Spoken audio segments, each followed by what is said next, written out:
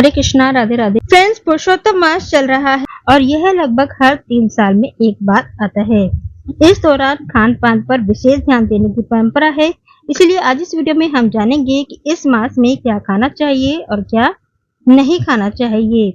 भविष्य पुराण और कौशिक जी महाराज के अनुसार जानेंगे कि कौन सी 16 चीजें आपको अवश्य खानी चाहिए और कौन सी एक चीज आपको बिल्कुल भी नहीं खानी चाहिए। फ्रेंड्स, अधिक मास की शुरुआत 17 मई से हो चुकी है और समापन 15 जून को होगा।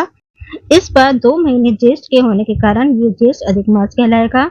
अधिक मास को धार्मिक दृष्टि से बहुत पवित्र माना जाता है। इस दौरान खान पान पर विशेष ध्यान देने की परंपरा है। इसलिए आज इस वीडियो में हम जानेंगे कि इस मास में क्या खाना चाहिए और क्या नहीं खाना चाहिए। उससे पहले जान लेते हैं कि इस मास में पूजा कैसे करनी चाहिए। इस पूरे मास में भगवान नारायण की पूजा अर्चना करनी चाहिए, क्योंकि भगवान नारायण ने ही इस मास को अपना नाम दिया था और ये पुरुषोत्तम मास कहलाया था। क्योंकि हिंदू पंचांग जो है वो चंद्रमा और सूर्य की गति पर आधारित होता है। चंद्र वर्ष 354 दिनों का होता है और सूर्य वर्ष जो होता है वो 365 दिनों का होता है। दोनों के बीच लगभग 11 दिनों का अंतर हो जाता है और यही अंतर हर 3 साल में लगभग 1 महीने के बराबर हो जाता है, जिसे कि अधिक मास कहा जाता है। और देवताओं ने इसे मल मास कहकर पुकारा और कोई भी देवता इसका प्रतिनिधित्व करने के लिए तैयार नहीं था। इस मास में कोई भी शुभ कार्य नहीं किए जाते हैं, इसलिए यह मास रोता हुआ भगवान विष्णु जी के पास गया। तब भगवान विष्णु जी ने इसको अपना नाम दिया और ये पुरुषोत्तम मास कहलाया। इसलिए इस मास में भगवान विष्णु जी की पूजा करनी चाहिए। उन्हें पीले फूल, पीले वस्त्र, पीली मिठाई का भोग लगाना चाहिए। पंचामृत का भी आप उन्हें भोग लगा सकते हैं। साथ ही भगवान विष्णु जी के प्रतिरूप लड्डू गोपाल की पूजा अवश्य करनी चाहिए और भगवान विष्णु जी के प्रिय तुलसी के समक्ष सुबह शाम दिया अवश्य ही जलाना चाहिए। इस मास में तुलसी सेवा का भी बहुत महत्व है। साथ ही इस मास में दान पुण्य और आध्यात्मिक साधना का विशेष महत्व बताया गया है। मंत्र जाप बहुत शुभ माने गए हैं। इस मास में किया गया दान दोगुना फल देता है। इसलिए इस मास में आपको अन्न दान, वस्त्र दान, जल दान अवश्य करना चाहिए। भूखे को भोजन खिलाना चाहिए। क्योंकि ये मास भगवान विष्णु जी का है, इसीलिए आपको पीले वस्त्र, पीली मिठाई, पीले फल का दान करना चाहिए। क्योंकि ज्येष्ठ का माह है, इसीलिए आपको जल दान करना चाहिए। पियाऊ आप लगवा सकते हैं और प्यासे को पानी पिला सकते हैं। साथ ही पक्षियों के लिए छत पर जल और भोजन की व्यवस्था करनी चाहिए, जो बहुत ही शुभ होता है और आपके मन को शांति भी मिलेगी। अब आइए जान लेते हैं कि आपको इस माह में क्या खाना चाहिए और क्या नहीं खाना चाहिए। तो कौन सी 16 चीजें आपको अवश्य खानी चाहिए। नंबर 1 आता है सेंधा नमक।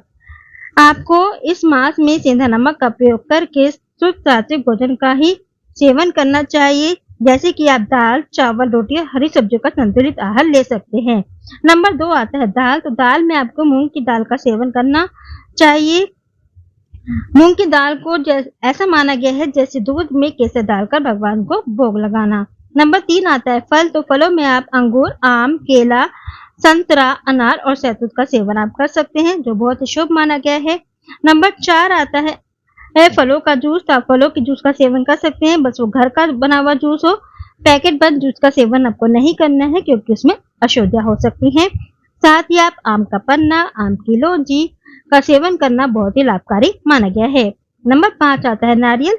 नारियल की गिरी, नारियल पानी, नारियल का फल का सेवन करना बहुत शुभ माना गया है। जैसे श्राद्ध में ब्राह्मण को तुलसी देना बहुत ज्यादा महत्वपूर्ण होता है, उसी प्रकार से अधिक मास में नारियल का सेवन करना बहुत ही शुभ होता है। नंबर 6 आता है ड्राई फ्रूट। सभी तरह के ड्राई फ्रूट्स आप खा सकते हैं, लेकिन सबसे ज्यादा जो महत्वपूर्ण है वो है किशमिश। नंबर 7 आता है घी। इस मास में जो भी आप खाना बनाएं वो शुद्ध देसी घी में बनाएं। शुद्ध देसी घी को बहुत ही ज्यादा महत्व दिया गया है। घी शक्कर खाना बहुत ही ज्यादा शुभ माना गया है। दाल भी जो आप खाएं उसमें घी डालकर खाएं। नंबर 8 आता है गेहूं। गेहूं का सेवन करना बहुत ही शुभ माना गया है। गेहूं के आटे से आप मालपुआ, पूरी, रोटी, स्वाली बना सकते हैं। मालपुए का दान करना बहुत ही शुभ माना गया है। नंबर 9 आता है चावल। तो जो चावल आप खाएंगे वो बिना मांड के होने चाहिए, यानी कि मांड उतार के चावल का सेवन करना चाहिए। मांड के साथ आपको चावल का सेवन नहीं करना है। नंबर 10 आता है श्रीखंड। मीठी दही में फ्रूट्स या ड्राई फ्रूट डालकर आप सेवन कर सकते हैं। नंबर 11 आता है सफेद चीजें, जैसे कि दूध, दही से बनी हुई मिठाई, सफेद मिठाई, छाछ, लस्सी आदि का सेवन आप कर सकते हैं। नंबर 12 आता है ककड़ी, जिसे आप कचैया भी कहते हैं, इसका सेवन करना बहुत शुभ माना गया है। अदरक और बेर का सेवन करना बहुत शुभ माना गया है। नंबर 13 आता है बैंगन। अधिक मास में बैंगन खाने के भी बहुत महत्व है। भविष्य पुराण के 27वें नंबर में एक श्लोक आता है जिसके अनुसार व्रतांग कर्कट साकई श्रृंग वेर समूल। इसमें व्रतांग का अर्थ बैंगन होता है। यही सिर्फ एक अधिक मास एक ऐसा मास है जिसमें आप बैंगन खा सकते हैं। बैंगन और ककड़ी का साग खाना बहुत ही शुभ माना गया है। नंबर 14 आता है हरी सब्जी। पालक, बथुआ, मेथी, लौकी, तोरई, परवल आदि का सेवन आप कर सकते हैं। नंबर 15 आता है पेठा यानी कि कद्दू का सेवन करना बहुत ही शुभ माना गया है। इसके अलावा आप अरबी, आलू, शकरकंद जैसी हल्की और सात्विक सब्जियां भी आप खा सकते हैं। नंबर 16 आता है तिल और जौ। इस महीने में तिल और जौ का दान करना और सेवन करना बहुत ही उपयोगी और शुभ माना गया है। इसके अलावा इस माह में आप भोजन में मटर, चौलाई, आंवला, जीरा, सौंठ, इमली, पान, सुपारी, कटहल आदि का सेवन आप कर सकते हैं। इससे सेहत बनती है। इस माह में कुछ लोग व्रत भी रखते हैं जो सिर्फ एक समय ही भोजन करते हैं, इसीलिए इस माह में शुद्ध सात्विक भोजन करने का ही विधान है। व्रत का आहार यदि आप व्रत कर रहे हैं एकादशी या अन्य शुभ तिथियों पर तो आप फल ले सकते हैं जो कि आपको ऊपर बताए गए हैं। दूध, दही खा सकते हैं। साबूदाना, कुट्टू, सिंगाड़े का आटा, आलू, अरबी, लौकी से बनी चीजें आप खा सकते हैं। इस माह में यदि आप ब्राह्मण को भोजन कराते हैं तो उन्हें पक्का भोजन खिलाएं, मीठा और नमकीन भोजन खिलाएं और जब ब्राह्मण जाने लगे तो उसके दोनों हाथ में एक एक आटू का लड्डू अवश्य देना चाहिए। अब आइए जानते हैं कि इस माह में आपको क्या नहीं खाना चाहिए। सबसे पहली एक चीज जो आती है जो आपको बिल्कुल भी सेवन नहीं करना चाहिए वो होती है शहद। शहद का सेवन वर्जित है क्योंकि ये मधुमक्खी का झूठा होता है और इसे तामसिक और शरीर में गर्मी बढ़ाने वाला खाद्य पदार्थ माना जाता है। नंबर 2 आता है तामसिक चीजें जैसे कि लहसुन, प्याज, मांस, मदिरा, अंडा। इनका सख्ती से परहेज बताया गया है।